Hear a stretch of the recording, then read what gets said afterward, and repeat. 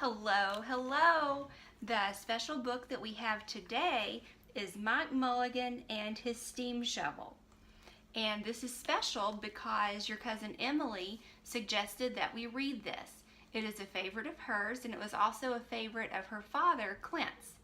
So this is really cool that we're getting to read this together today.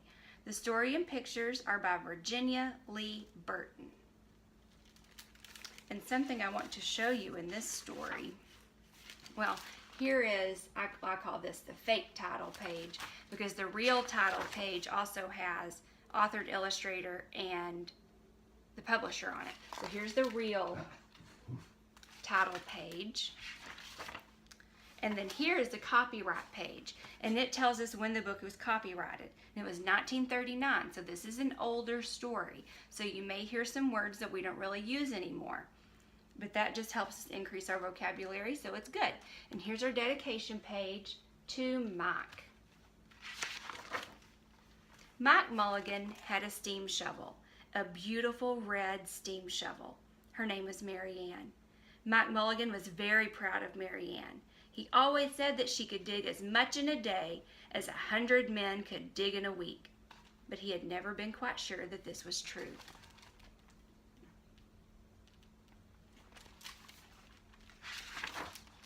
Mike Mulligan and Mary Ann had been digging together for years and years. Mike Mulligan took such good care of Mary Ann, she never grew old. It was Mike Mulligan and Mary Ann and some others who dug the great canals for the big boats to sail through. It was Mike Mulligan and Mary Ann and some others who cut through the high mountains so that trains could go through. It was Mike Mulligan and Mary Ann and some others who lowered the hills and straightened the curves to make the long highways for the automobiles. It was Mike Mulligan and Mary Ann and some others who smoothed out the ground and filled in the holes to make the landing for the airplanes.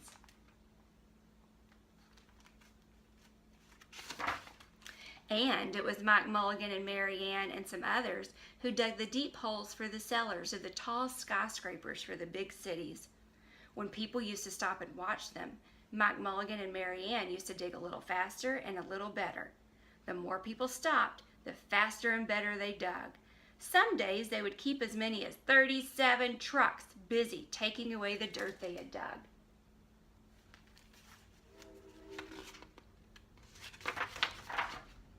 Then along came the new gasoline shovels, and the new electric shovels, and the new diesel motor shovels, and took all the jobs away from the steam shovels. Mike Mulligan and Mary Ann were very sad. All the other steam shovels were being sold for junk or left out in old gravel pits to rust and fall apart. Mike loved Mary Ann. He couldn't do that to her.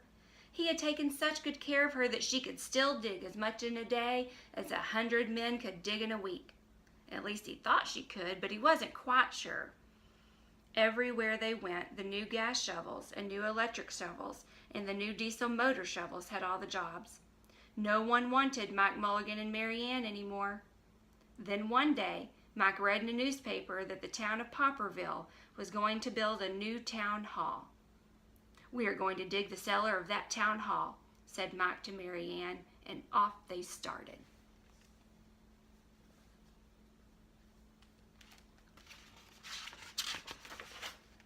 They left the canals and the railroads and the highways and the airports and the big cities where no one wanted them anymore and went away out to the country. They crawled along slowly up the hills and down the hills till they came to the little town of Popperville.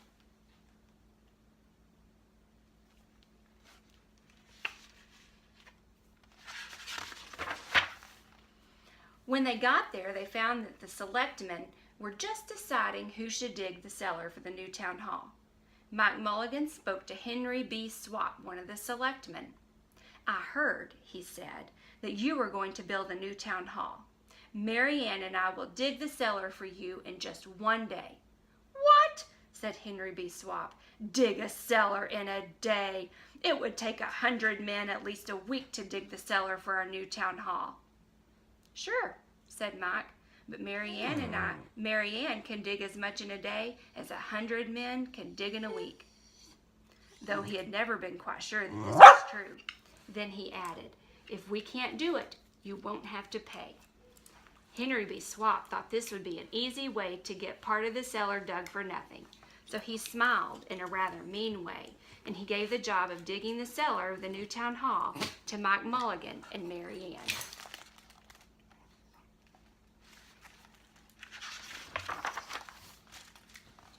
They started in early the next morning, just as the sun was coming up. Soon a little boy came along. "Do you think you will finish by sundown?" he said to Mike Mulligan. "Sure," said Mike. "If you stay and watch us, we always work faster and better when someone is watching us." So the little boy stayed to watch.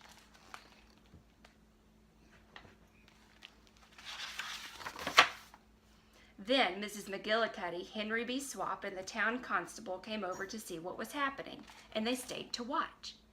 Mike Mulligan and Mary Ann dug a little faster and a little better.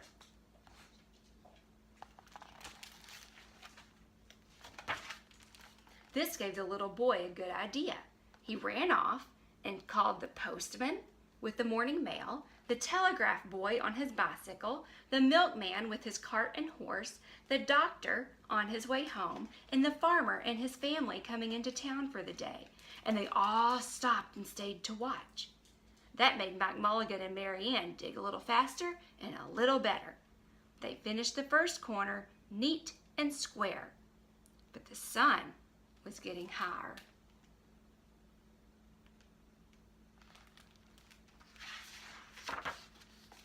Clang, clang, clang! The fire department arrived. They had seen the smoke and thought there was a fire. Then the little boy said, "Why don't you stay and watch?" So the fire department of Popperville stayed to watch Mike Mulligan and Mary Ann. When they heard the fire engine, the children kept in the school across the street couldn't keep their eyes off their lessons. The teacher called a long recess and the whole school came out to watch. That made Mike Mulligan and Mary Ann dig still faster and still better. They finished the second corner neat and square, but the sun was right up in top of the sky.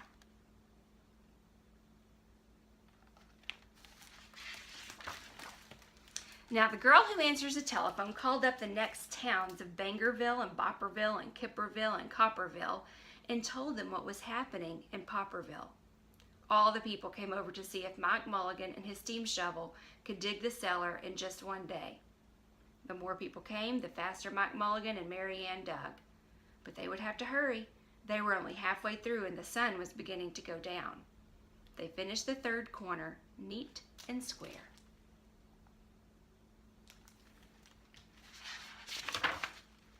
Never had Mike Mulligan and Mary Ann had so many people watch them. Never had they dug so fast and so well. And never had the sun seemed to go down so fast. "Hurry, Mike Mulligan, hurry, hurry!" shouted the little boy. "There's not much more time." Dirt was flying everywhere and the smoke and the steam were so thick that the people could hardly see anything. But listen! Bing, bang, crash, slam, louder and louder, faster and faster. Then suddenly it was quiet. Slowly the dirt settled down.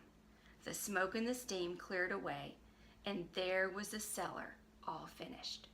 4 corners, neat and square, 4 walls straight down, and Mike Mulligan and Mary Ann at the bottom, and the sun was just going down behind the hill. "Hooray!" shouted the people. "Hooray for Mike Mulligan and his steam shovel! They have dug the cellar in just one day."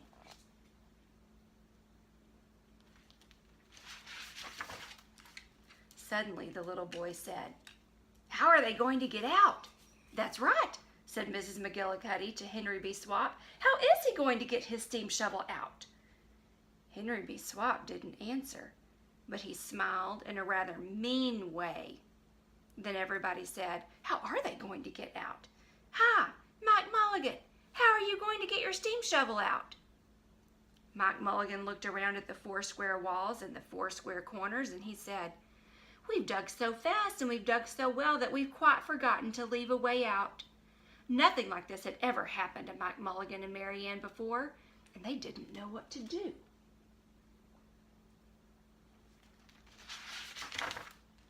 Nothing like this had ever happened before in Popperville. Everybody started talking at once, and everybody had a different idea, and everybody thought that his idea was the best.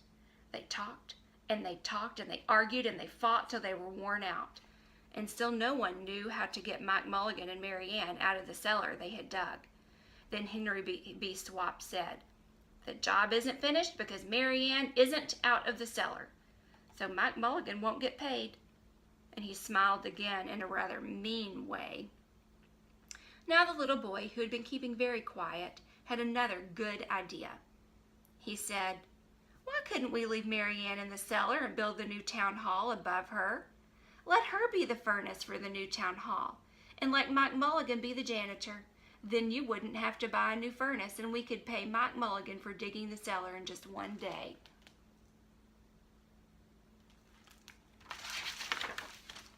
"Why not?" said Henry B. Swap, and smiled in a way that was not quite so mean. "Why not?" said Mrs. McGillicuddy. "Why not?" said the town constable. "Why not?" said all the people. So they found a ladder and climbed down into the cellar to ask Mike Mulligan and Mary Ann. "Why not?" said Mike Mulligan. So it was decided, and everybody was happy.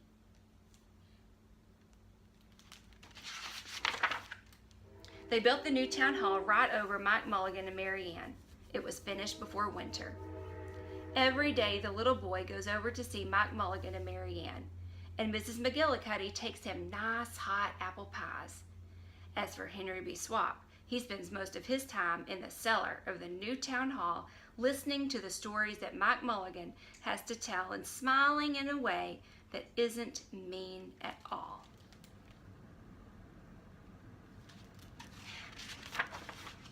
Now when you go to Popperville, be sure to go down in the cellar of the new town hall.